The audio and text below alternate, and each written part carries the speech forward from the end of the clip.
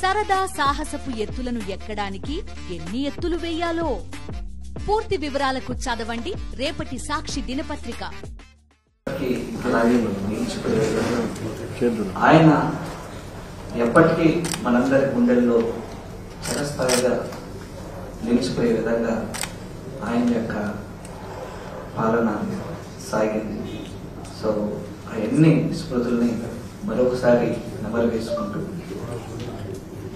ఈ యువతరానికి కూడా ఇవన్నీ తెలిసి ఆయన అనుసరించిన బాటలో నడిచే విధంగా పెద్దలందరూ వారికి ఉన్నటువంటి గత అనుభవాలను తెలియజేయవలసిందిగా ప్రార్థిస్తూ ఈ సమావేశాన్ని మొదలు పెట్టవలసిందిగా కోరుతున్నాను. 85లో జర్నలిజంలో వచ్చిన తర్వాత రాయలసీమ ఉద్యమం ఊపందుకున్న దశలో అప్పుడు హోంయాత్రలో వెళ్ళి కలిసినప్పుడు పలకరించారు. అప్పటి నుంచి ఆ ఉద్యమాన్ని ఆయన నడిపిన తీరు పైన ప్రత్యేకమైన గమనిస్తే అప్పుడు ఇంకా వ్యక్తిగతంగా ఆయనతో చాలా సన్నిహితంగా ఉండేవాడు. ఎంపీగా ఉన్నప్పుడు కానీ ప్రతి ఒక్క విషయాలు ఆయన ఓపెన్నెస్ కరుణాకర్ రెడ్డి గారితో నాకు మొదటి నుంచి ఉన్న పరిచయంతో ఈయన ద్వారా చాలాసార్లు సీఎం అయిన తర్వాత కొండపైన కానీ చాలాసార్లు కలిశాను. మర్చిపోకూడని వ్యక్తిత్వం అంటారు. అటువంటి వ్యక్తి రాజశేఖర రెడ్డి గారు. కానీ రాష్ట్రంలో ఉన్న నీటి ప్రాజెక్టులు అన్ని కూడా పూర్తి చాలా గొప్ప. ఎక్కడ ఉన్నా కూడా ఆయన ఆలోచనలు కానీ వాటన్నిటిని కొనసాగించడానికి ప్రతి ఒక్కరూ నేను ఇప్పుడు టీవీలో చూడడం తప్ప లేదా చూడలేదు. రాజశేఖర రెడ్డి గారి గొప్పతనానికి ఉదాహరణ చెప్పదలుచుకున్నాను.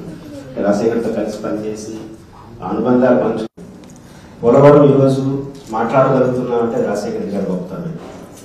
ఎందుకంటే రాజశేఖర రెడ్డి గారు ఆ రోజు పోలవరాన్ని సాహసం చేసి అన్ని అనుమతులు తీసుకొని చేయకుండా ఉంటే ఈరోజు నేషనల్ ప్రాజెక్ట్ అది అయ్యుండేది కాదు. ఒక నేషనల్ ప్రాజెక్ట్ అనౌన్స్ చేసే ముందు అన్ని రకాల అనుమతులు ఉండాలి. రాజశేఖర రెడ్డి గారు చనిపోయే నాటికి అన్ని చేస్తుండడం, ముఖ్యంగా కుడి ఎడమ కాలని దాదాపు 50% పూర్తి చేసిన కారణంగా విభజన కారణంగా అది నేషనల్ ప్రాజెక్ట్ అయిపోయింది. బహుశా రాజశేఖర రెడ్డి గారు ఆ రోజుగా నా పునాది వేయకుండా ఉంటే ఈరోజు పోలవరం నేషనల్ ప్రాజెక్టు కాదు, ఇంకా దాని గురించి ప్రస్తావించే పరిస్థితి కూడా మనకు ఉండేది కాదు. ఆ రోజు ఆయన వేసిన పునాది ఈరోజు పోలవరం మనకు అనిపిస్తుంది. పోలవరంలో రెండో అద్భుతం కుడి ఎడమ కాలువ. ఆ రోజు రాజశేఖర రెడ్డి గారు కుడి కాలువ ఎడమ కాలువ 50% చదివితే అన్ని రాజకీయ పార్టీలు చేసిన విమర్శ ఏంటంటే కాంట్రాక్టర్ కోసం నాయకుల కోసం కాలువలు తవ్వుతున్నాడు, అంటే ప్రాజెక్టు కట్టక ముందే కాలువలు తవ్వుతున్నాడు అని. ఆయన ఉద్దేశం అది కాదు. పోలవరం పూర్తి కావడం చాలా టైం పడుతుంది, ఆ క్రమంలోనే దాని నీళ్ళు అందించుకునే కోసం లిఫ్ట్ చేయొచ్చని ఆయన గమనించాడు. దాని ఫలితమే కుడి కాలువ పట్టిసీమగా మనకి లిఫ్ట్ అయింది, ఎడవ కాలువ పురుషోత్తపట్నం అయింది. ఆ రకంగా పోలవరాన్ని 2 రకాలుగా డిజైన్ చేసి మన సమాజానికి అందించిన వ్యక్తి రాజశేఖర రెడ్డి గారు. అటు పిమ్మట మనకు ఈరోజు శ్రీ సిటీ కొప్పర్తి, అదేవిధంగా మనకున్నటువంటి కర్నూలు జిల్లాలో ఓరవకల్, ఈ ప్రాజెక్టులు 2 రూపకల్ప రాజశేఖర రెడ్డి గారు చేశారు. ఆ రోజు ఎస్సీ జెడ్లు విస్తృతంగా రాజశేఖర రెడ్డి గారు తీసుకొచ్చినప్పుడు తీవ్రంగా వ్యతిరేకించి పోరాటం రాష్ట్రంలో జరిగింది. అన్ని రాజకీయ పార్టీలు చేసే సిసిటీకి వ్యతిరేకంగా జరిగిన యాక్టర్ నేను పాల్గొన్నా, అరెస్ట్ కూడా అయ్యాం అప్పుడు సత్యవేడులో.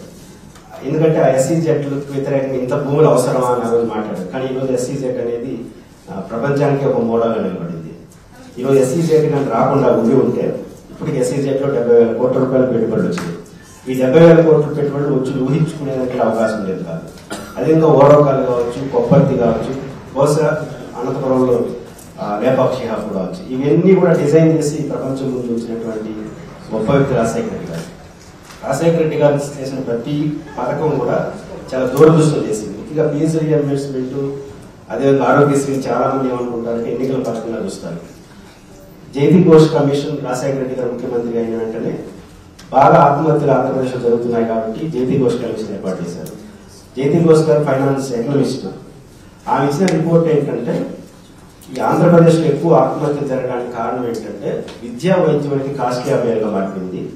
ఈ విద్యా వైద్యాన్ని కాస్ట్లీ అఫైర్ నుంచి తప్పించకపోతే వ్యవసాయ సంక్షోభం నుంచి తప్పుకున్నా కూడా మళ్ళీ ఆత్మహత్యలు జరుగుతాయని చెప్తున్నాను. దాన్ని ఆదర్శంగా తీసుకొని రాజశేఖర రెడ్డి గారు దీని పరిష్కారం ఫీజు రీయింబర్స్మెంట్, దీన్ని రిలీఫ్ ఇవ్వాలి ప్రజలందరికీ. ఈ 2 రిలీఫ్ కాకపోతే ఆత్మహత్యలు ఆగవు అనే ఒక గొప్ప వ్యక్తి చెప్పిన దాన్ని తీసుకొని ఆయన ఈ ప్రాజెక్టులు రూపొందించారు. బ్రహ్మాండంగా ఈరోజు దేశంలో మోడల్ గా తీసుకునే పరిస్థితి ఏర్పడుతుంది. స్థూలంగా ఆంధ్రప్రదేశ్ మొత్తాన్ని ముఖ చిత్రాన్ని మనం పరిశీలించినప్పుడు ఆయన దూరదృష్టితో చేసిన ప్రతి నిర్ణయం కూడా ఈరోజు రాష్ట్రానికి కానీ అన్నిటికీ ఇప్పుడు రాజశేఖర రెడ్డి గారు అన్ని 40-50 ప్రాజెక్టులు టేకప్ చేసినప్పుడు ఆయన మాట ఈరోజు గుర్తుంటుంది. ఆ రోజు అందరూ అన్న మాట ఏంటంటే ఇన్ని ప్రాజెక్టులు ఒకేసారి టేకప్ చేస్తుంది అయ్యేదా పోయేదని. ఆ రోజు రాజశేఖర రెడ్డి అన్న మాట ఏంటంటే ఈరోజు మనం పునాదులు వేస్తున్నాం, నా వీడియోలో జరిగినది జరుగుతుంది, ఆ తర్వాత ప్రజలే దీన్ని కొట్లాడి సాధించుకుంటారు అని చెప్పాడు. ఆ పునాదులు నేను ఏదలుచుకున్నానని చెప్పాడు. నిజానికి ఆ పునాదులే ఈరోజు అన్ని డిమాండ్గా మారాయి. ఈరోజు గ్రేటర్ హైదరాబాద్ లో ఉన్నటువంటి ఫైనాన్స్ డిస్ట్రిక్ట్ కానీ, శంషాబాద్ ఎయిర్పోర్ట్ కానీ, ఏ ప్రాజెక్ట్ చూసినా రాజశేఖర రెడ్డి గారు ముద్ర లేని ప్రాజెక్టులు నా దృష్టిలో ఈ రాష్ట్రంలో ఇంకొకరితో పోల్చుకోదగిన వ్యక్తి అయితే రాజశేఖర రెడ్డి గారు కాదు. ఇప్పటివరకు పరిపాలించిన ముఖ్యమంత్రులు ఎవరితో కూడా పోల్చుకోదగిన వ్యక్తి కాదు. Different personality. బహుశా భారతదేశంలో బ్రిటిష్ వాళ్ళ తర్వాత ఇంత దూరదృష్టితో ఇంత కన్స్ట్రక్టివ్ ఏర్పాట్లు చేసిన వ్యక్తి ఎవరైనా ఉన్నారంటే పొలిటీషియన్ రాజశేఖర రెడ్డి గారు మనం చెప్పొచ్చు. 5 ఏళ్ల పరిపాలన చాలా స్వల్పం ఒక నాయకుడికి. అలాంటి దానికి భిన్నంగా రాజశేఖర రెడ్డి గారు తీసుకొచ్చిన నిర్ణయం ఈరోజు మనకు కనపడుతుంది. ఆ రకంగా రాజశేఖర రెడ్డి గారు ఖచ్చితంగా రాజశేఖర రెడ్డి గారిని స్మరించుకోవడం అంటే ఆయన తీసుకొచ్చినటువంటి నిర్ణయాన్ని అమలును కొనసాగించడం, అమలు సాధించుకోవడం ఖచ్చితంగా మనందరి ముందు ఉన్న బాధ్యత. ఒక మాజీ ముఖ్యమంత్రిగా, ఒక ప్రజానాయకుడిగా వారు తీర్చిదిద్దిన పద్ధతి చాలా ఎమోషనల్ గా ఉంటుంది. కాబట్టి రాజశేఖర రెడ్డి గారు తీసుకొచ్చినటువంటి ఈ మార్పులు ముందుకు తీసుకొచ్చే క్రమంలో మంత్రులు భాగస్వాములు కావడం ద్వారా వారికి సరైన వాళ్ళని నేను భవిష్యత్తులో తీసుకున్నాను. అందరికీ నమస్కారం. మన ఎంపీ గారు పెద్ద రాజశేఖర రెడ్డి గారి 15వ వర్ధంతి సందర్భంగా అందరూ కలిసి ఆయన గురించి ఆయనతో ఉండే అనుబంధాలు. నాకు 18 సంవత్సరాల వయసు వచ్చినప్పుడు నేను కొత్తగా జర్నలిజంలో చేరాను. అప్పుడు మా గురువు రవికుమార్ సార్ దగ్గర నేను చేరాను.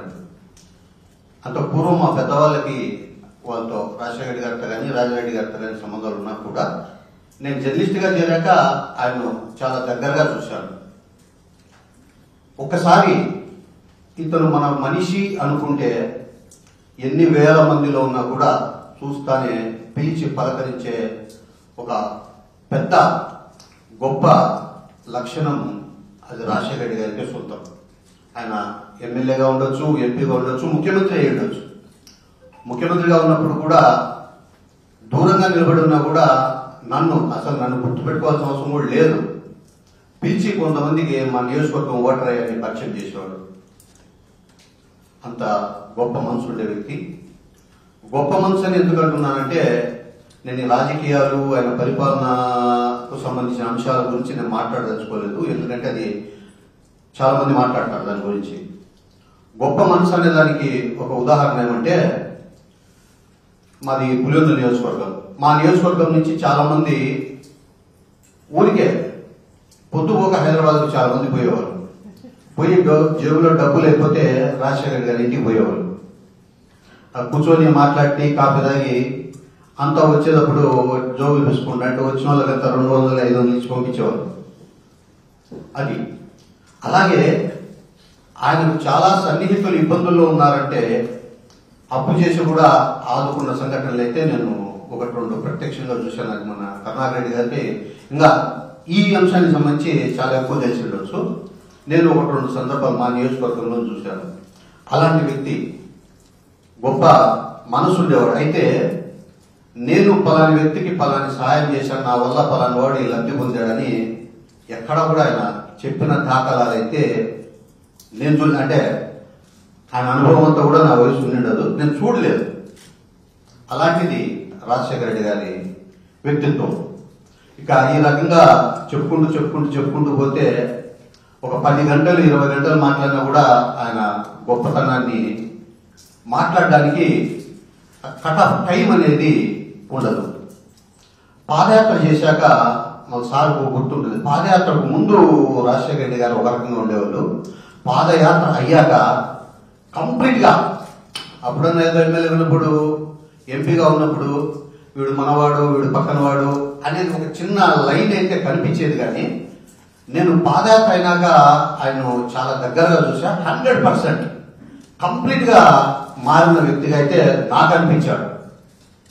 అలాగే ఆయన జనంతో ఉండే ప్రజా సంబంధాలు ఎట్లుంటాయంటే ఎంపీగా ఉన్నప్పుడు నెలకు 1-2 సార్లు కడపకు వచ్చేవారు. అక్కడ జిల్లా పరిషత్ గెస్ట్ హౌస్ దగ్గర ఆయన గెస్ట్ హౌస్ ఉండేది.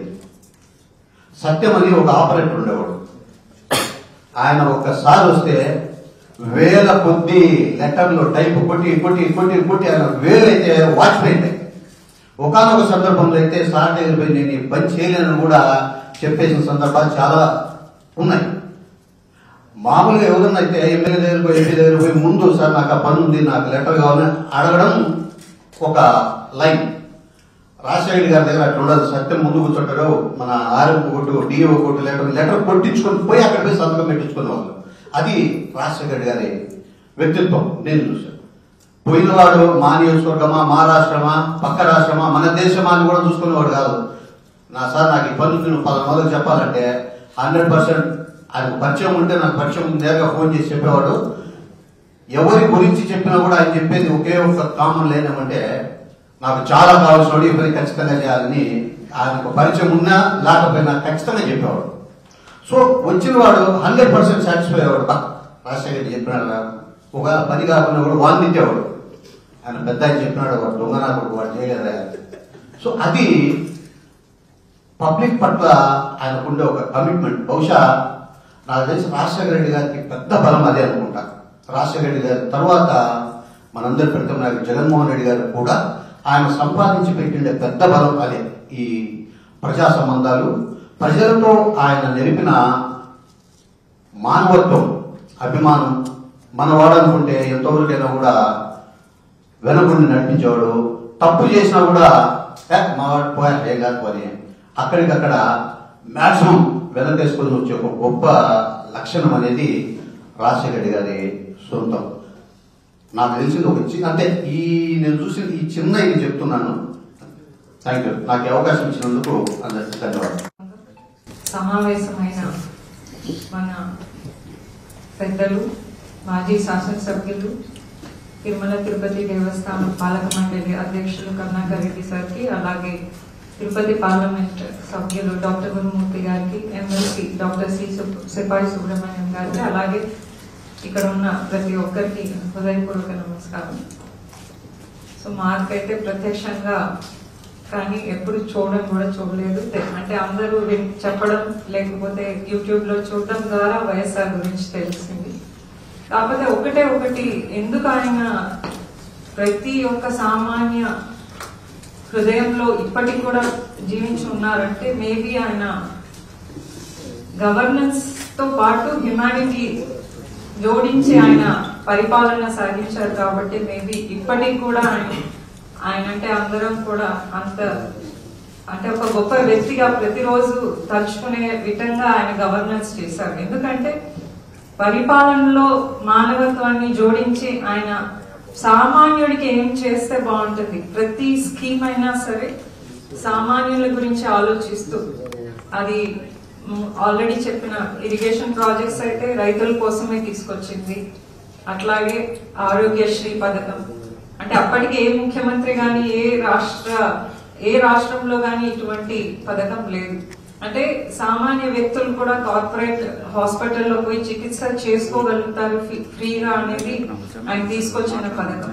అంటే మేము డాక్టర్స్ గా మాకు తెలుసు చాలా మందికి చిన్న పిల్లలకి హార్ట్ సర్జరీస్ చేయడం అనేది చాలా ఖర్చుతో కూడిన పని. ఆ టైంలో చాలా మంది చేయించుకోకుండా పిల్లల్ని అలాగే ఎన్ని రోజులు బతుకుతారని వదిలేశారు. కానీ ఆ స్కీమ్ వచ్చిన తర్వాత ఎంతో మంది పిల్లలకు ఈ ఫ్రీ హార్ట్ సర్జరీస్ చేయడం వల్ల నిజంగా ఇప్పటికీ వాళ్ళు పెద్ద పెద్ద ఉద్యోగాల్లో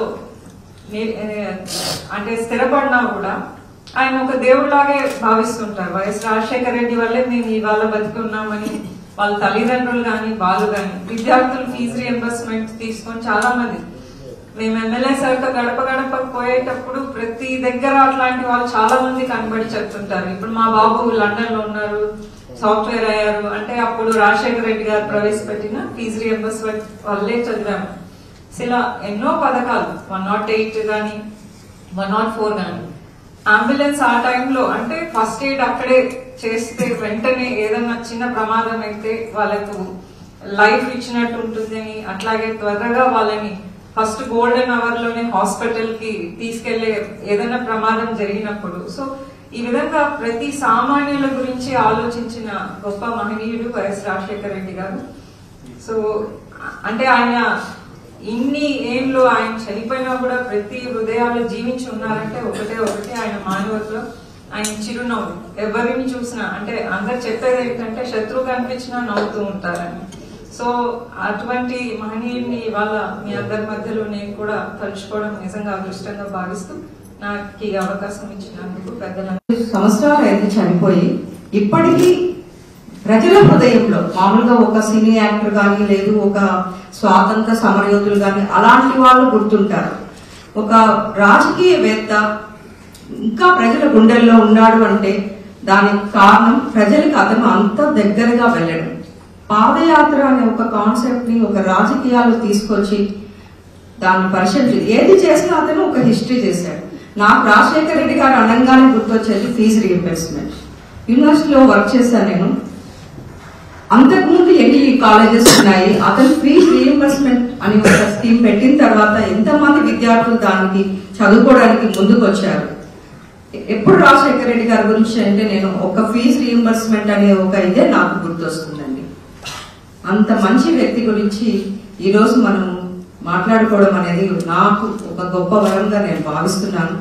15 సంవత్సరాలు కాదండి, చరిత్ర ఉన్నంత వరకు రాజశేఖర రెడ్డి ప్రతి ప్రజల గుండెల్లో నిలిచిపోతారు, చిరస్థాయిగా నిలిచిపోతారు. జోహార్ వైఎస్ఆర్. వైఎస్ఆర్ గారి గురించి మాట్లాడే స్థాయి స్తోమత నాకు లేదనుకుంటున్నాను. అంటే నాయకుడు, గొప్ప నాయకుడు, ఒక మానవతావాది. అంటే నాకు డాక్టర్ గానే సార్తో బాగా పరిచయం, నాన్నగారి ద్వారా పెద్ద పరిచయం.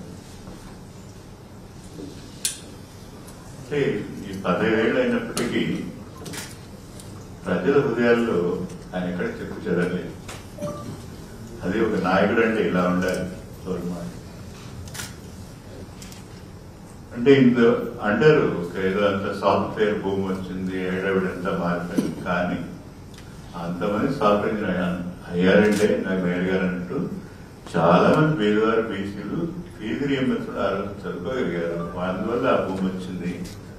అది రాజశేఖర్ గారు పెట్టిన విషయం. ఆ రోజు ఆయన విషయం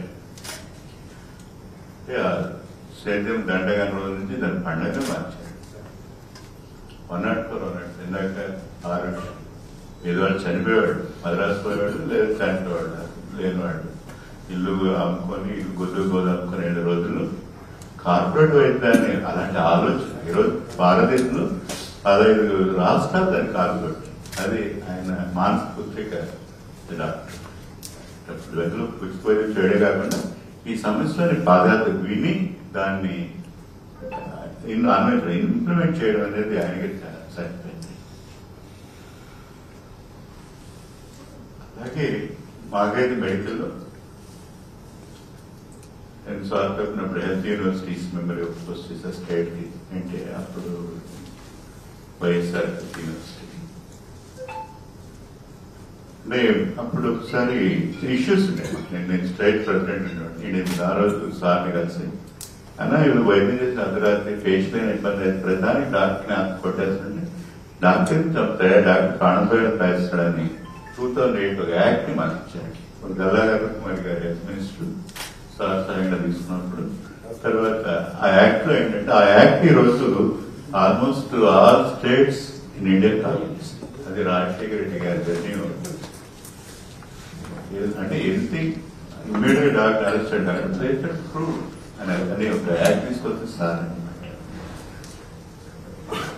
ఈరోజు ఆయన సింహస్వప్నం ప్రత్యర్థులకి అసెంబ్లీలో. కానీ నాకు ఇన్సిడెంట్ గుర్తుంది. నాకు గాంధీ గారని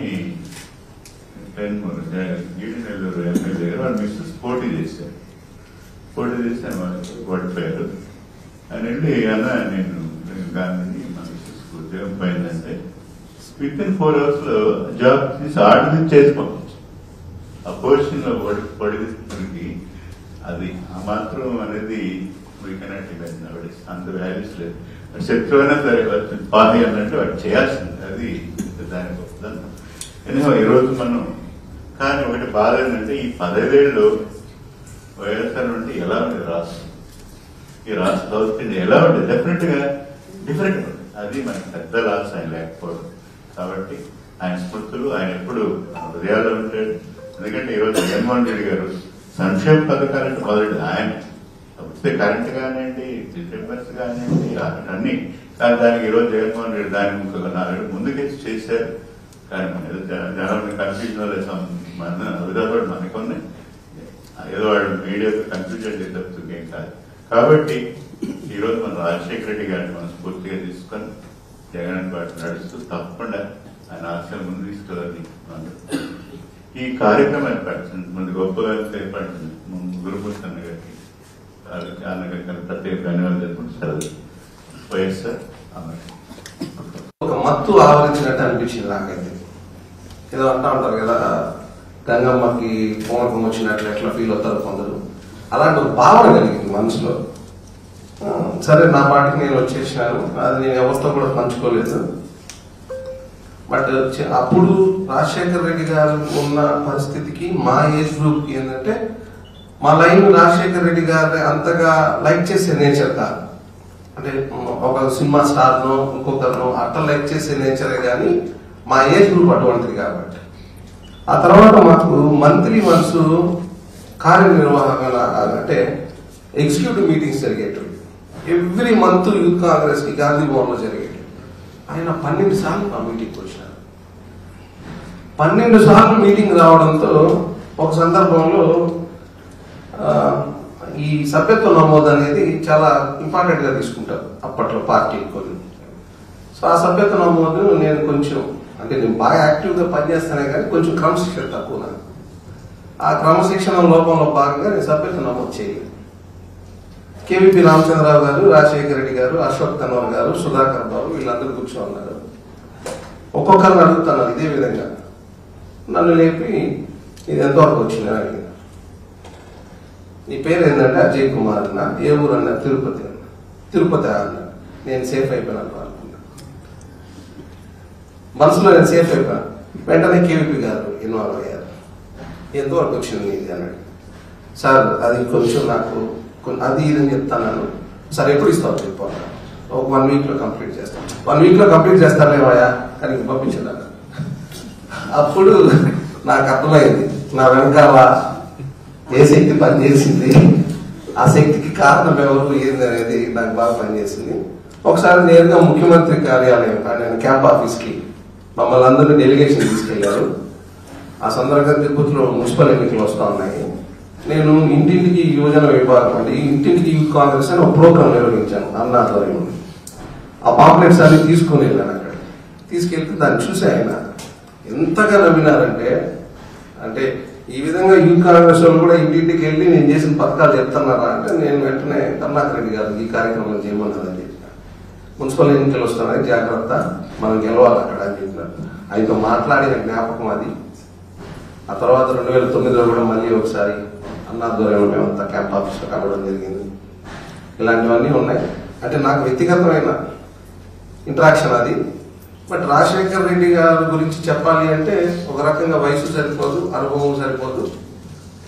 కానీ ఆ రోజు క్యాంప్ ఆఫీసులో ఆయన వచ్చి కలిసి వచ్చిన తర్వాత ఒక లీడర్కు ఉండాల్సిన మ్యాగ్నానిమసీ, అంటే ఒక నాయకుడికి ఇంత భయంకరమైన ఆకర్షణ ఉంటుందా, ఒక నాయకుడు మనతో మాట్లాడితే మనం ఇంత ఆకర్షణకి లోనవుతామా అన్నది ఫస్ట్ టైం ఆయన ద్వారానే అది అర్థమైంది. ఆయన చనిపోయినప్పుడు ఆ ఫీలింగ్ ఎక్కువ కలిగింది. అంటే నాకు ఊహ తెలిసిన తర్వాత కొంచెం అవగాహన సమాజం పట్ల వచ్చిన తర్వాత ఇద్దరు బాగా ప్రజాదరణ పొందిన వ్యక్తులు చనిపోయినారు. ఒక ఎన్టీఆర్ గారు, ఒకరు వైఎస్ఆర్ గారు. ఎన్టీఆర్ గారు చనిపోయినప్పుడు అదంతా కూడా కొంచెం ఆర్గనైజ్డ్ గా అనిపించింది. కానీ రాజశేఖర రెడ్డి గారు చనిపోయినప్పుడు ఎవరి షాప్ ఉంటే వాడే క్లోజ్ చేసుకున్నాడు, ఎవరు ఉద్యోగం ఉంటే అతనే ఉద్యోగానికి పోకుండా వదిలేసినాడు. అంటే స్వచ్ఛందంగా ఎవరికి వాళ్ళు తమ యొక్క ప్రేమని, అభిమానాన్ని, బాధని వ్యక్తీకరించడం అన్నది ఇంకా భవిష్యత్తులో మరొక నాయకుడికి ఆ విధంగా ఉంటుందో ఉండబోతుందో తెలియదు. అటువంటి రాజశేఖర రెడ్డి గారిని 12 సార్లు ప్రత్యక్షంగా కలిసే అవకాశం నాకు మా గురువర్యులు కరుణాకర్ రెడ్డి గారు కల్పించడం అనేది నేను ఎప్పుడు జీవితంలో మర్చిపోలేదు. ఇంతకు మించి చెప్పడానికి ఏం లేదు. ధన్యవాదాలు. శ్రీకృష్ణుడు మరణించడానికి పూర్వం అర్జునుడిని ధర్మరాజు ద్వారక పరిస్థితులు చూసిరా తమ్ముడు అని పంపిస్తాడు. అప్పటికే భారత కథనం ప్రకారం యాదవ కుల ముసలం ప్రారంభమై ఉంటుంది. ఆ ముసలం ప్రభావంగా శ్రీకృష్ణుని నిర్యాణం కూడా జరుగుతుంది. శ్రీకృష్ణుని అంత్యక్రియలు జరిపి వచ్చినటువంటి అర్జునుడు ధర్మరాజుతో మన సారథి, మన సచివుడు, మన వియ్యము, మన సకుణుడు, మన బాంధవుడు, మన విభుడు, గురుడు, దేవర మనలను దిగనాడి చనియే మనుజాధీశ అని ఒక అద్భుతమైనటువంటి గేయాన్ని తిక్కన మంచుడు రాశారు. రాజశేఖర రెడ్డి గారి మరణం 15 కోట్ల మంది తెలుగు వాళ్ళ హృదయాలకంతా కూడా ఈ పద్యం అనుసంధానంతో, ఎవరికి కూడా రాజశేఖర రెడ్డి గారితో పరిచయం లేకపోయినప్పటికీ, బాంధవ్యం నెరపనప్పటికీ, వియ్యము లేనప్పటికీ, సఖ్యత కానప్పటికీ రాజశేఖర రెడ్డి గారి మరణం ఆంధ్ర రాష్ట్ర ప్రజలందరినీ కూడా కుదిపేసినటువంటి సంగతి చెప్పాల్సినటువంటి పని లేదు. నగేష్ అన్నట్టుగా నేను ఈ సమావేశంలో పూర్తిగా రాజశేఖర రెడ్డి గారికి నాకు ఉన్న బాంధవ్యాన్ని తొలిసారి కొద్దిగా విప్పుదాము అని అనుకునే నేను వచ్చాను. తమ్ముడు గురుమూర్తి చాలా మంచి సమావేశాన్ని ఏర్పాటు చేశాడన్న భావనతో కొద్దిగా కష్టంగా ఉన్న కూర్చోవటం రావటానికి కూడా. రాజశేఖర రెడ్డి గారితో నా బాంధవ్యం కేవీపీ రామచంద్రరావు గారి తర్వాత రాజశేఖర రెడ్డి గారితో అతి ఎక్కువ నియము జరిపిన వాడిని ఎవరైనా ఉన్నారు అంటే అది ఒక కరుణాకర్ రెడ్డి. ఇది నేననే మాట కాదు, రాజశేఖర రెడ్డి ఎవరితోనైనా నన్ను పరిచయం చేసేటప్పుడు చాలా పెద్దవాళ్లతో మా Karunakar Reddy, he is more than my brothers, మా కుటుంబ సభ్యుడు. ఇవే మాటలు మా ఇద్దరితో పరిచయమైన తొలినాళ్ల నుంచి కూడా ఆయన చెప్పినటువంటి మాటలు. 1975 అక్టోబర్ నెలలో రాజారెడ్డి గారు, జార్జిరెడ్డి గారు, నేను, మేమందరము జైలులో ఉన్న సందర్భంలో ములాఖాతులో మొట్టమొదటిసారిగా రాజశేఖర రెడ్డి గారు రాజారెడ్డి గారిని చూడటానికి ముషీరాబాద్ జైలుకు వచ్చినారు. అప్పటికి రాజారెడ్డి గారు నా తండ్రి సమానుడు అయినప్పటికీ కూడా మేమే నక్సల్ రాజకీయాలలో ఉండేవాళ్ళం కాబట్టి కాస్త డామినేటింగ్ నేచర్ లో ఉండేవాళ్ళం. కానీ రాజారెడ్డి గారితో అప్పటికే నాకు చాలా బాంధవ్యం ఏర్పడింది. అప్పుడు మొదటిసారిగా ఆయన చూడడం జరిగింది, నేను మాట్లాడేది లేదు. తర్వాత 78లో రాజశేఖర రెడ్డి గారిని గురించి నాకు పరిచయం చేశారు రాజారెడ్డి గారు. ఇట్లా నాతో చెప్పినావు కదా నాయన, ఇంతకుముందే చెప్పినావు కదా అనే సందర్భంతో వాటిని ముగిస్తుంది. అప్పటికి నేను విప్లవ రాజకీయాలలో కొనసాగుతూనే ఉండటము. 1982 ఆ ప్రాంతాన నేను ఒక ప్రెస్ను మీలాగేటనున్న ఈ పాత్రికేయ మిత్రుల, ఆనాటి నా స్నేహితులు విప్లవ రాజకీయాల పాత్రికేయ మిత్రుల ప్రభావంతో ఒక ప్రెస్ పెట్టాలని నేను మా నాయన ఇచ్చినటువంటి డబ్బంతా తీసుకెళ్లి ఒక కాంట్రాక్ట్ లేకి దాదాపు మహారాష్ట్రలో 2.5 లక్షల రూపాయలు పోగొట్టుకున్నాను ఆ రోజులలో. అంటే పెట్టుకునే సంపాదించే సంగతి దేవుడు ఉండేదంతా పోయేసి వాపసు వచ్చి వెంకటగిరిలో పులివెందలకు సంబంధించినటువంటి నా రాడికల్ స్టూడెంట్స్ యూనియన్ మిత్రులు, నేను, మేమంతా కలిసి అప్పుడే తెలుగుదేశం ప్రభుత్వం వచ్చింది, ఒక వర్క్ తీసుకున్నాం. తీసుకున్నప్పటి నుంచి కష్టాలు కష్టాలు ప్రారంభమైనవి. మామూలు కష్టాలు కావు అవి. ఎంత చెప్పినా తక్కువే. నా భార్య గాజులు మంగళసూత్రంతో సహా, నేనే మంగళసూత్రం కట్టలేదు, నేను అట్లా మంగళసూత్రం కట్టలేదు, పెళ్లి చేసుకోలే. ఏదో వేసుకున్న ఆ చైన్తో సహా మొత్తం అంతా కుదవ పెట్టేసి బయటికి పోవటానికి కూడా ఇబ్బందికరమైనటువంటి పరిస్థితి ఉన్న దశలో రాజారెడ్డి గారి దగ్గరికి నేను వెళ్ళటం జరిగింది. నన్ను చూడంగానే ఆయన, అప్పటికి రాజారెడ్డి పెద్ద లెజెండరీ పర్సన్, ఎవరైనా ఆయన చూడడానికి భయపడిపోయేటువంటి రోజులలో నాకు ఏమాత్రమూ లెక్కలేనటువంటి పరిస్థితి నాది. నేరుగా పోయి తనే నన్ను లేచి ఆయన లేచి కూర్చోబెట్టుకొని, ఏంటి కన్నా చాలా రోజులు కనపడినవి, ఏమైతే కనపడలేదు అది అంటే, నాకు మీతో పని పడింది అన్నాను. ఏంది అని అన్నాడు. మీ మిషనరీ కావాలి నాకు. అప్పుడే ఈ హిటాచి మిషన్స్ వచ్చినాయి. నేను కాస్త ఎక్కువ సమయం తీసుకుంటా, సారీ ఏమనుకోలేదు, ఎందుకంటే మొత్తం అంతా రాజశేఖర గారి గురించి మీకు తెలియాలి ఏంటి అన్నది. అప్పుడే వచ్చినాయి 85 ప్రారంభంలో రాజశేఖర్ వచ్చినాడు. అప్పుడే కర్ణా వచ్చినాడు అనగానే, కర్ణా బాగున్నావా అంటే ఆయన మాట్లాడటం జరిగింది. కర్ణాకి మనం మిషనరీ పంపించాలా అన్నాడు. పంపించేయను ఆయన వెంటనే అన్నాడు. ఒక క్షణం కూడా ఆగలేదు, పంపించేయను అన్నాడు. అప్పటికి రాజశేఖర రెడ్డి గారి ఆర్థిక పరిస్థితి కూడా అంతంత మాత్రమే, చాలా పతనోన్మ దశలో ఉన్న రోజులది.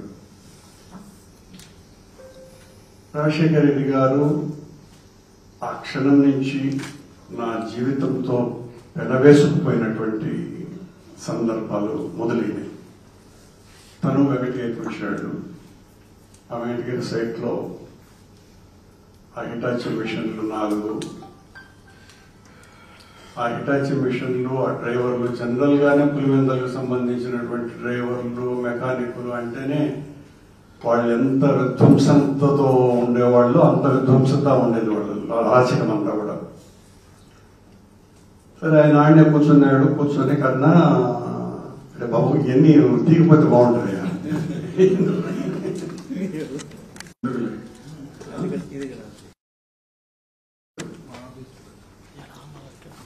కన్నా మా వాళ్ళు ఒంటి పోసుకోవాలంటే ఇక్కడ పోయకుండా వెలిటికి కోడలకు వచ్చి పోస్తారు, జాగ్రత్త ఆయన అన్నటువంటి మాట. నువ్వు జాగ్రత్తగా వీళ్ళతో హెచ్చరిస్తా ఉండు అని చెప్పి ఒక రోజంతా అక్కడ ఉండి పోయినాడు. పోయిన తర్వాత చాలా రెగ్యులర్ గా వచ్చేవాడు. మేము రాజకీయాల గురించి మాట్లాడుకుంటుండేవాళ్ళం. ఇక్కడ అన్నింటికంటే ముఖ్యమైన విషయం, రాజశేఖర రెడ్డి గారు నాకు సన్నిహితుడైనటువంటి సమయానికి కరుణాకర్ రెడ్డి అనేటువంటి వ్యక్తి ఆర్థికంగా అధో జగత్ సహోదరుడు. నా దగ్గర 2,000 రూపాయలు కూడా లేనటువంటి రోజులు. రాజశేఖర రెడ్డి అప్పటికే మాజీ మంత్రి, పిసిసి అధ్యక్షుడు, శాసనసభాపక్ష ఉపనాయకుడు, ఒక పెద్ద రాజారెడ్డి గారు ఒక ఫ్యాక్షన్ లీడర్ గా పేరు ప్రతిష్టలు చెందినటువంటి వ్యక్తి. అలాంటి మనిషి నా పట్ల కరుణాకర్ వ్యక్తిత్వం కలిగినటువంటి మనిషి అన్న ఒకే ఒక్క కారణంగా ఆ అనుబంధం నా వలన రాజశేఖర రెడ్డి గారికి 80 లక్షల రూపాయల నష్టం జరిగినప్పుడు నేను భయపడిపోయి, అన్నయ్య మీకు 20 లక్షల రూపాయల నష్టం జరిగింది, నాకు భయంగా ఉంది, మీరు తీసుకెళ్ళిపోండి అని అన్నా. అంటే ఆయన అన్నటువంటి మాట ఎక్కడ మానవత్వం మొదలయ్యేటువంటి మాట. కన్నా ఒకవేళ నాకు నష్టం వస్తే నాకు కావాల్సినంత ఉంది లేబ్బా, నీలాంటి బాగుపడాలా, పని పూర్తయ్యేంత వరకు నా నష్టాన్ని గురించి ఆలోచించద్దు నువ్వు. ఇది 85లో జరిగినటువంటి సంఘటన. 86 వచ్చే సమయానికి ఆయన నా పట్ల మరింత ప్రేమను పొందుతూ, కన్నా నేను ఎట్లాగో మనకు మైన్స్ గిన్స్ సరిగ్గా వచ్చేటట్టు లేవు, నేను 100 కోట్ల రూపాయల వర్కులు తీసుకొని వస్తాను, సెంట్రల్ గవర్నమెంట్లో పెట్టుకున్నప్పుడు రాజీవ్ గాంధీ ప్రైమ్ మినిస్టర్ ఉండేవాడు, వస్తాను, నువ్వు వర్క్స్ చూడు, నువ్వు ఒక నయా పైసా పెట్టద్దు పెట్టుబడి అంటే, నా దగ్గర ఏముండాలి, నయా పైసా లేదు కదా అని నేను అన్నా, నవ్వుతాను.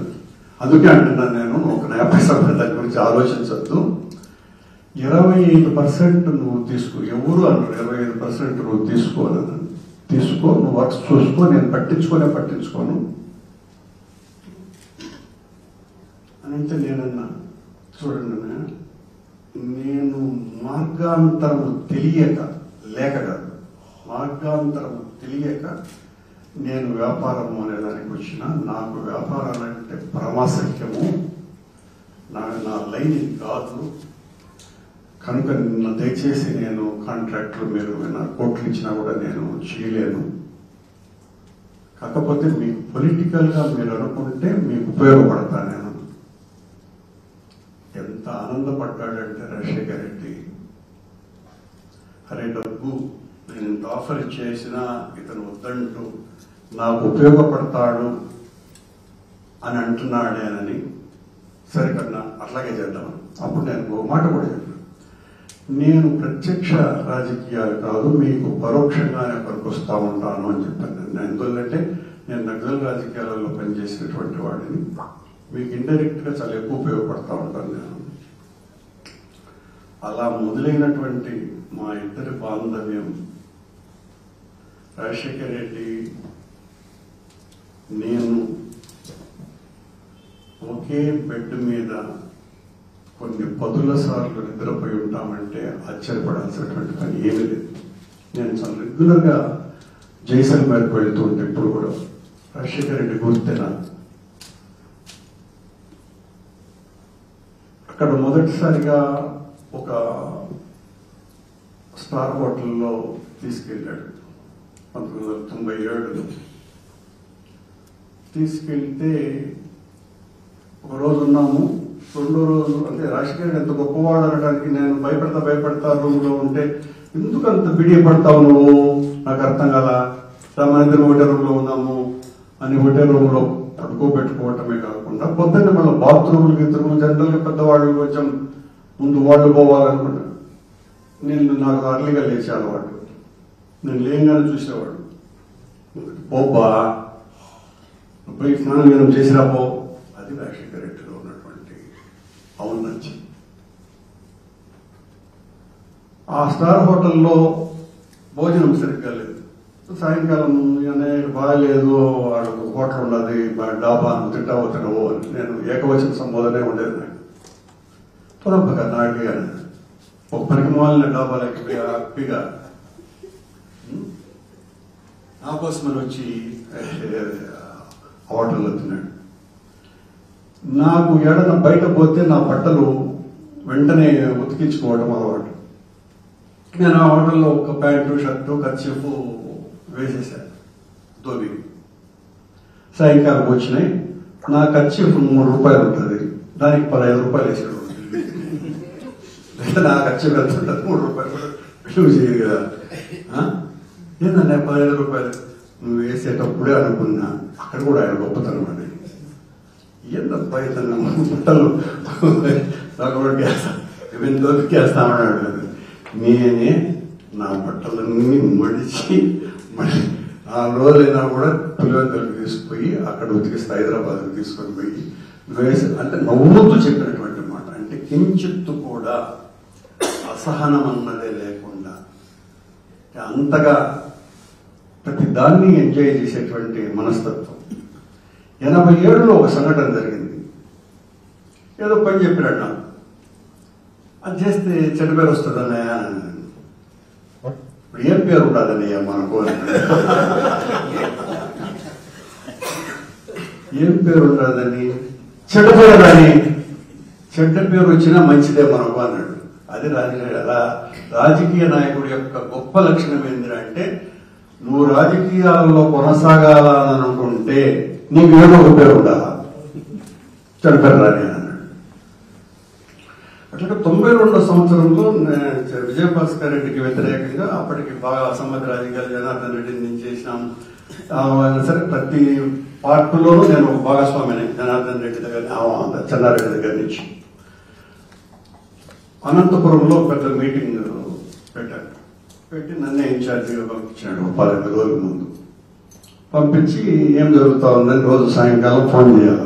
ఎట్లా జరుగుతుంది, మేము వ్యతిరేకం సభ, ఏం లేదు, ఇప్పుడు పేపర్ రాయటం లేదు మన న్యూస్ అని. పాజిటివ్ గా రాయలేదా అన్నాడు. పాజిటివ్ గా కదా, ఏ న్యూస్ రాసేటట్టు లేదు అని అన్నాడు. అసలు పాజిటివ్ గా మనం న్యూస్ ఎందుకు రాయాలా అన్నాడు. నెగిటివ్ గా రాయించినప్పటి నుంచి అన్నాడు. రాజశేఖర్ రెడ్డి విధ్వంస కార్యక్రమాలకు పూనుకున్నాడు, కాంగ్రెస్ పార్టీని ధ్వంసం చేయడానికే పూనుకున్నాడు, అసమ్మతి నేతగా ఈ రకంగా పార్టీ వ్యతిరేక చర్యలకు పాల్పడుతున్నాడు, ఇవి రాయించు అని అన్నాడు. కావాలంటే డబ్బులు చిన్న రాయించు అని. సరే, ఆయన నుంచి 5,000 అందరూ పంపించాడు. వెంటనే అందరికీ కూడా మంచి. ఆ రోజు నుంచి రోజు వ్యతిరేక వార్తలే, రాజశేఖర్ రెడ్డి రాబోతున్నాడు, కాంగ్రెస్ పార్టీని ధ్వంసం చేయబోతున్నాడు. ఆ వార్తల వలన ఆ సభ దాదాపు 2.5 లక్షల మందితో ఆంధ్ర రాష్ట్ర రాజకీయాలను కుదిపేసినటువంటి అసమ్మతి సభ. రవికి తెలుసున్నారు వాడు. రాజేష్ పైలట్ కూర్చుండాలా, రాజేష్ పైలట్ మిస్డ్ ఆ సభకి.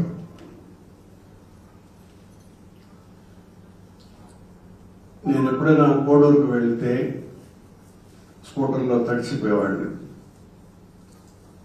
ఎంత మానవతావాది రాజశేఖర్ రెడ్డి అని చెప్పడానికి తడిచి వచ్చానని నేను. టవల్ తీసుకొని వచ్చి నా తల తుడిచి తన బట్టలిచ్చి ఆ పంచ జుబ్బా మా ఇద్దరికి సంబంధించిన విషయాలు నాకు ఇంత చేయాల్సినటువంటి అవసరం రాజశేఖర రెడ్డి గారికి ఉన్నదా? ఇప్పుడు 89లో అప్పటి నుంచి ఆయన ముఖ్యమంత్రి అయ్యే పరిస్థితి ఉండే. నేను ముఖ్యమంత్రి అయిన 10 రోజులకే కరుణాకర్ ఏదో ఒక ఉద్యోగంలో ఉంటాడు, చెప్పుకుంటూ పోయేవాడు అందరికీ, ఎవరికైనా ఉంటాడు అంతే. నా గురించి చాలా మంది వ్యతిరేకంగా మాట్లాడినటువంటి వాళ్ళ పట్ల సరే ఒకసారి ఒక సందర్భంలో ఒక ప్రముఖ నాయకుడు అట్లాగే మాట్లాడితే రాత్రి భోజనానికి నన్ను పిలిచినప్పుడు, ఇది 99 ఎన్నికల ముందు, కన్నా వాడు నిన్ను గురించి ఇట్లా మాట్లాడినాడు, రేపు ప్రభుత్వం రాని నా కొడుకుని ఎట్లా కావాలంటే నిలిపేస్తాను అన్నాడు. అంటే అంతగా ఆ ఇష్టతని నీ గురించి వాడు ఇలా మాట్లాడేది. ఆ మాట్లాడిన వాడు కూడా అంత పనికిమాలిన మాటలే చెప్పుకున్నాడు ఆయనతో. నాకు చెప్తాడు అంటే దాన్ని నాకు రాజశేఖర రెడ్డి గారికి మధ్యన ఏ గ్యాప్ అంటే చిన్న పొర కూడా లేనంత సంబంధాలు ఉండేటివి. నా దగ్గర ఆ డబ్బు లేదు. ఒక రోజు 1994 సంవత్సరంలో కన్నా నోరు మీద పుండరు గమ్మునే ఉండు, నేను మా చెల్లి రేవతికి పంపిస్తున్న డబ్బులు ఈ నెల నుంచి తప్పనిసరిగా డబ్బులు నేను పంపుతా పోతున్నానని ఆ సంవత్సరం నుంచి ముఖ్యమంత్రి అయ్యేంత వరకు ప్రతి సంవత్సరం 30,000 రూపాయల డబ్బులు పంపించాడు. నా దగ్గర డబ్బులు లేవని తెలిసి. అది రాజశేఖర రెడ్డి గారి యొక్క అవునండి. ముఖ్యమంత్రి అయినాడు. సరే అన్న పాదయాత్ర అంటే గుర్తుకొచ్చింది. నాగేష్ 52వ రోజు 54వ రోజు నన్ను పిలిచాడు. రోజు కలిసేవాళ్ళము. ఆ రోజు ఎందుకో అదే పనిగా పిలిచాడు. సాయంకాలం కన్నా నాలో మార్పు గమనించినావా అని అన్నాడు. ఆయన అన్నాడు మాట. ఏమన్నాయా అని అన్నాడు. గమనించినావా లేదా అన్నాడు. కనిపించలేకపోతాడు అన్నాడు. కోపం నరం తెగిపోయింది. ఇక్కడికి పూర్తిగా పాజిటివ్ దృక్పథం తప్ప మరొకటి లేదు కన్నా నాకు. ఎంత గొప్ప మాట. రాజశేఖర రెడ్డి, నేను చూసిన రాజశేఖర రెడ్డి చాలా ఆవేశపరుడు. తొలినాళ్ల రాజశేఖర రెడ్డి మామూలు ఆవేశపరుడు. అలాంటి వాడు ఒక బ్రహ్మాండమైనటువంటి ఋషిగా మారిపోయినాడు. కానీ ఆ అంతటి ఆవేశపరుడులో కూడా ఎంత గొప్ప మానవీయ విలువలు ఉండేటివి అంటే, ఓ రోజు కోడూరులో 1984 సంవత్సరంలో అన్నపు మెతుకుల్ని కింద పడున్నాయి. ఆ రోజుల్లో రాజశేఖర రెడ్డి అని ఎవరైనా కూడా మామూలు పనికి మళ్ళీ కుర్చీలలోనే కూర్చొని ఉండేవాళ్ళము. అన్నం మెతుకులు కూడా తొక్కుతున్నాడు. అన్నాన్ని తొక్కుతున్నా పరబ్రహ్మము అనే మొత్తం మెతుకులన్నీ అన్నాడు రాజశేఖర రెడ్డి. అంటే అన్నం పట్ల, మనిషికి ఆహారం అన్న అవసరం పట్ల తనకున్నటువంటి అభిప్రాయానికి అదొక ఉదాహరణ. ముఖ్యమంత్రి అయినాడు, ప్రమాణం చేసినాడు. నెక్స్ట్ డే సెక్రటేరియట్కి వెళ్ళాను. రామచంద్రరావుతో పాటు మొట్టమొదట భోజనం సెక్రటేరియట్లో మేము ముగ్గురం కలిసే భోజనం చేసినాం. అది కూడా పత్రికల్లో చాలా ప్రముఖంగా వచ్చింది. తన ఆత్మీయులిద్దరితోనూ కలిసి మొదటి భోజనం చేశాడు.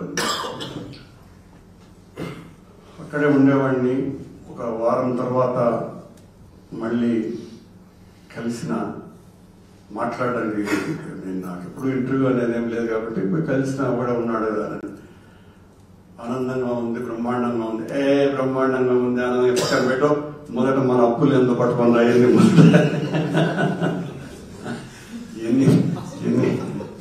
తర్వాత మాటలు లిస్టు పట్టుకుంటాం, మొదలు దానికి ఖర్చు చేద్దాము అని. ఉంటారా ఇలాంటి మనిషి? ఇప్పుడు చెప్పుకుంటున్నాం అంటే, నేను రాజశేఖర రెడ్డి గారి మరణం తర్వాత స్ఫేరాన్ గారు చెప్తున్నా, ఇప్పటి వరకు నేను రాజశేఖర రెడ్డి అన్న బొమ్మను ప్రత్యేకంగా చూసినటువంటి రోజు లేదు. ఇప్పటికీ నాకు నేను చూడటం లేదు. ఎందుకంటే నాకు ఆయనతో ఉన్నటువంటి, ఆయనతో నెరిపినటువంటి బాంధవ్యం అలాంటిది. మళ్ళీ ఒక 5-6 నెలల్లోనే, నేనేం చెప్పాలి, ఆయనకి లిస్టు ఇవ్వలేదు, ఏం లేదు, పెద్ద ఎత్తున డబ్బులు పంపించినాడు. అదే నేను ఈరోజు ఈ స్థాయిలో ఉండటానికి కారణం రాజశేఖర రెడ్డి గారు. ఎంత అనేది నేను చెప్పను ఇప్పుడు. అంత పెద్ద ఎత్తున ఆ రోజులలో డబ్బులు పంపించినాడు. ఆ రోజు అన్నాడు కూడా రామచంద్రరావు నాయుడు, కన్నా ఎవరికైనా వస్తే పని చేయటమే తప్ప రాజశేఖర్ నేరుగా డబ్బులు ఇచ్చింది నీకొక్కడికి, ఎవ్వరికీ లేదు అని.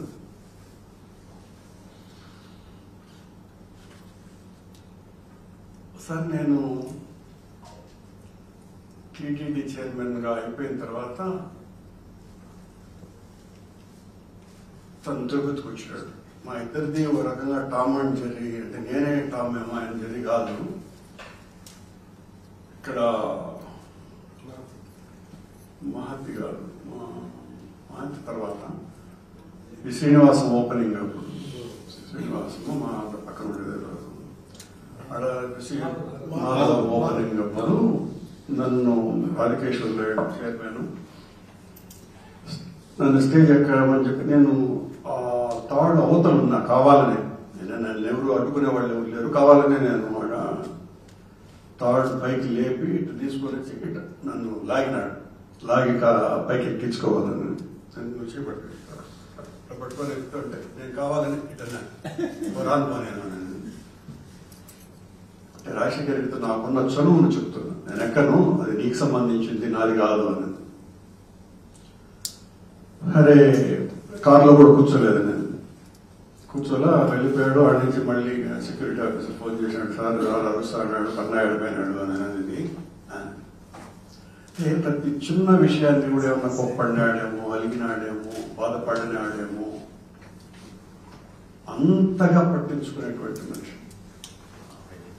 నేను మనకు పనిచేసినటువంటి వాళ్ళు చాలా మంది ఉన్నారన్నయ్య, వీళ్ళకు డబ్బులు ఇవ్వాలా, లేకపోతే వాళ్ళు ఎట్లా బతుకుతారు అని 2వ సంవత్సరం 3వ సంవత్సరం అందరి లిస్టులు పట్టుకోరా అని అంటే, ఆంధ్ర రాష్ట్రం అంతా నేను చెప్పినటువంటి పేర్లు కనీసం అంటే ఒక 90 మందికి 5 లక్షల నుంచి 50 లక్షల వరకు సహాయం చేసినటువంటి మహానుభావుడు. కార్యకర్తలు, నాయకుల పట్ల తనకున్నటువంటి ప్రేమ. నేను మర్చిపోతానేమో కన్నా గుర్తు చేస్తాడులే అని. అది జరిగిన తర్వాత, ఈ శ్రీనివాసం జరిగిన తర్వాత ఒక పెద్ద మీటింగ్ జరిగింది ప్రకాశం హాల్లో, గాంధీ భవన్లో. నాదెళ్ల భాస్కర్ రావు, జనార్దన్ రెడ్డి, అతిరథమ సత్యనారాయణరావు, నేను మొత్తం ఎంటైర్ పిసిసి సర్వసభ్య సమావేశం. నేను పిసిసి జనరల్ సెక్రటరీ మళ్ళీ అయ్యున్నా. రాజశేఖర రెడ్డి గారు రాలేదు. నేను కావాలని ఆయన కనపడకుండా ఉండటం కోసమని కొంచెం దూరంగా కూర్చున్నాం. సరే వచ్చాడు. మొత్తం హాల్ అంతా వందలాది మంది, అందరూ లీడర్లు, మొత్తం ఎంటర్ క్యాబినెట్ అంతా ఉంది అక్కడ. లేచినారు. ఆయన అట్లా చూస్తా ఉన్నాడు. నాకు తెలుసు నన్నే చూస్తా ఉన్నాడు అనే విషయం స్పష్టంగా. నేను తలకాయ అట్లా దించుకున్నాను. దించుకునే లోపల సెక్యూరిటీ వాళ్ళ అతను వచ్చాడు. సార్ మిమ్మల్ని బయటకు పిలుస్తున్నాడు, సార్ బయటకు పిలుస్తున్నాడు. ఎలా ఉంటారు అనడానికి రాజశేఖర రెడ్డి వ్యక్తిత్వం. పైకి వెళ్ళారు. ఇట్లా అందరు వీళ్ళంతా కూర్చున్నాడు. నారాయణ భాస్కరరావు, జనార్దన్ రెడ్డి, రాజశేఖర రెడ్డి, సత్యనారాయణరావు. నేను అన్నాను. తను లేచినాడు. పదాం అన్నాడు.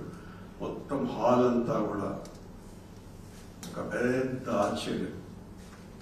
సీఎం ఏంది లేచి వెళ్ళిపోవటం ఏంటి అని. నన్ను తీసుకొని పక్క రూమ్కి తీసుకెళ్ళాడు. ఏం లేదు, రేవతి ఎట్లున్నది, పిల్లకాయలు ఎట్లున్నారు, ఈ మాటలే, అంత బాగానే ఉన్నారా, అది అని. ఏం మాట్లాడదలుచుకున్నాడు ఇతను అంటే ఏమి మాట్లాడలేదు. దాదాపు 8 నిమిషాల పాటు. ఆఖరిలో చెప్పాడు, ఎందుకు పిలిచానో తెలుసా, నువ్వేందో వీళ్ళకందరికీ తెలియటానికి.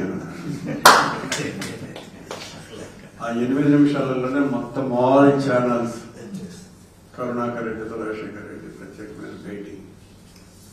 నిన్ను పెంచడానికి చేసిన పదం.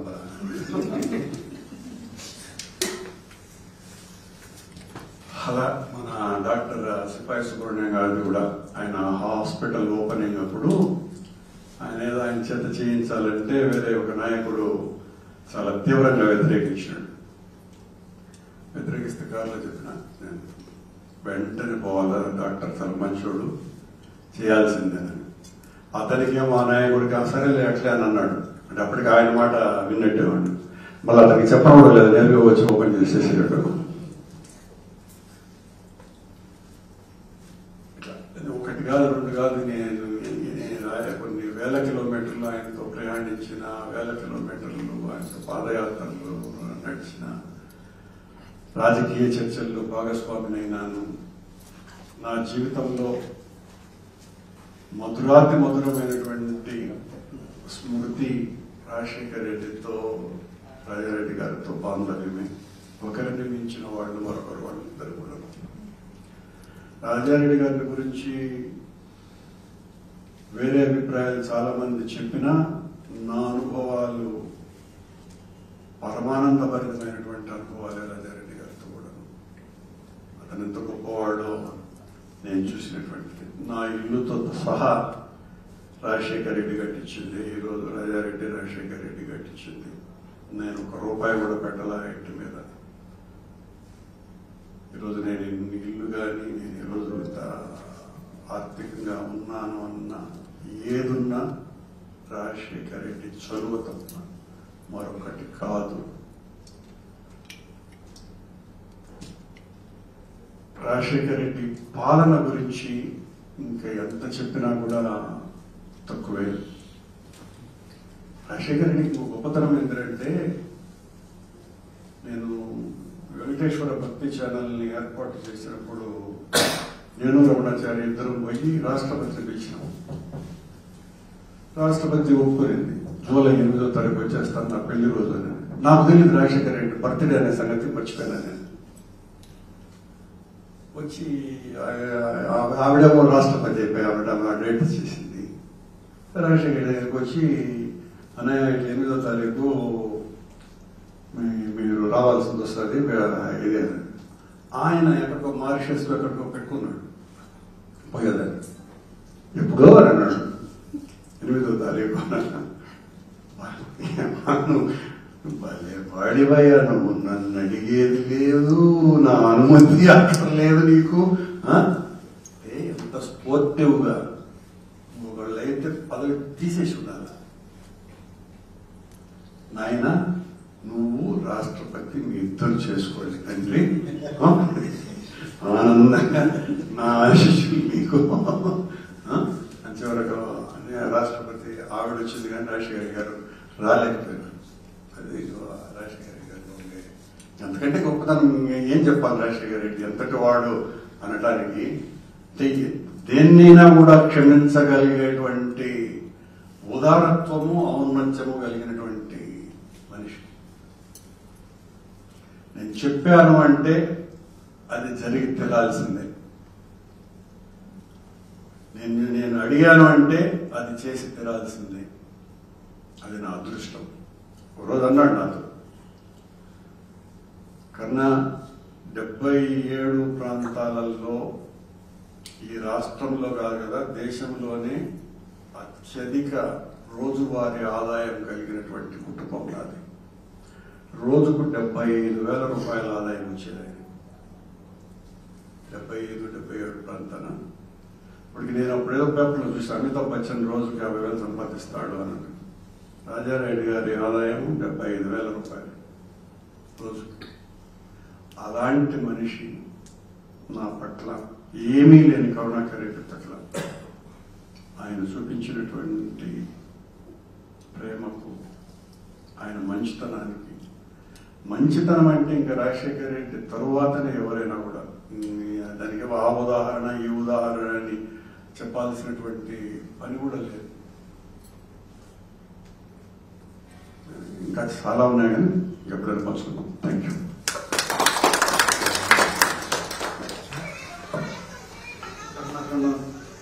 చాలా విషయాలు వాస్తవం అయితే ఆంతరిక అంటే వైఎస్ రాజశేఖర్ రెడ్డి గారి యొక్క అంతర్ముఖం గురించి పూర్తిగా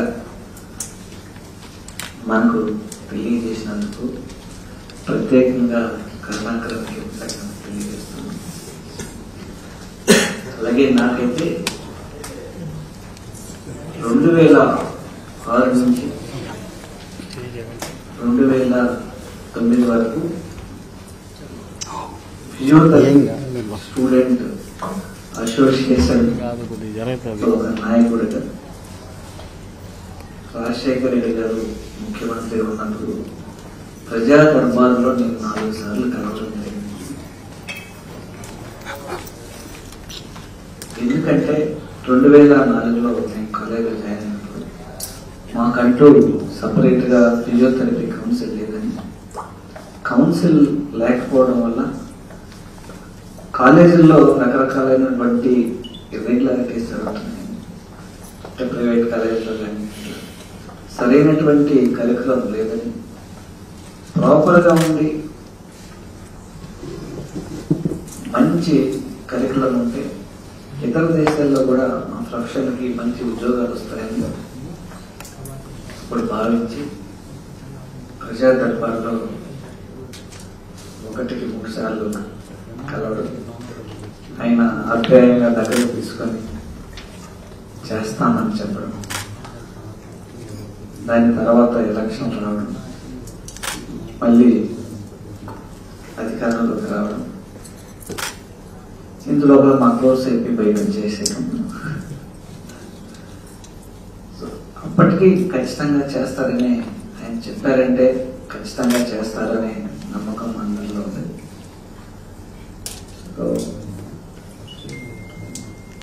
ఆయన ఎప్పుడైతే మన నుంచి దూరం అయిన తర్వాత ఆ 4 సార్లు కలిసినందుకే ఆయన మరణించిన తర్వాత 15 రోజుల పాటు నేను రూమ్లో నుంచి బయట రాలేదు. అంతగా ఆయన చేసిన పనులు పట్ట వెళ్ళడం కానీ, ఆయన చేసినటువంటి పథకాల్లో మా కుటుంబమే, నేను ఫీజు రియంబర్స్మెంట్ ద్వారా నేను చూపుతుంది, అలాగే ఆరోగ్యశ్రీ ద్వారా మా నాన్న కూడా సర్జరీ చేయించాను, అలాగే పవర్ బిల్లులోనూ మా కుటుంబం లబ్ధి పొందింది. అలాగే రుణమాఫీ ద్వారా మా కుటుంబం లబ్ధి పొందింది. అంటే ఆయన్ని ప్రతి కుటుంబం ఆయన కుటుంబం పెద్దగా అటాచ్ అయిపోయినాం ఆల్రెడీగా అందరూ. ఆ విధంగా భావించి ఇంట్లో నుంచి మన ఇంట్లో మన పెద్ద చనిపోయినంత మనకి అంత బాధ ఉంటే ఆ ఇంట్లో నుంచి రాలేకుండా ఉంటాయి. సో ఆయనతో ఉన్నటువంటి అట్లా మెంటల్ కనెక్షన్ వల్లనే తర్వాత ఈరోజు ఎంపీ దాకా తీసుకురావడం సీక్వెన్స్ గా మళ్ళా పోతూ ఉండడం. ఆయన ఏదైతే హామీ ఇచ్చారో అదే హామీని వైఎస్ జగన్మోహన్ రెడ్డి గారు అధికారంలోకి వచ్చిన తర్వాత మా కాలేజీ ప్రిన్సిపల్ని ఆ కౌన్సిల్కి చైర్మన్గా చేయడం జరిగింది. నాన్నగారు ఇచ్చిన మాట ఆయన తనయుడిగా ఆయన నెరవేర్చడం జరిగింది.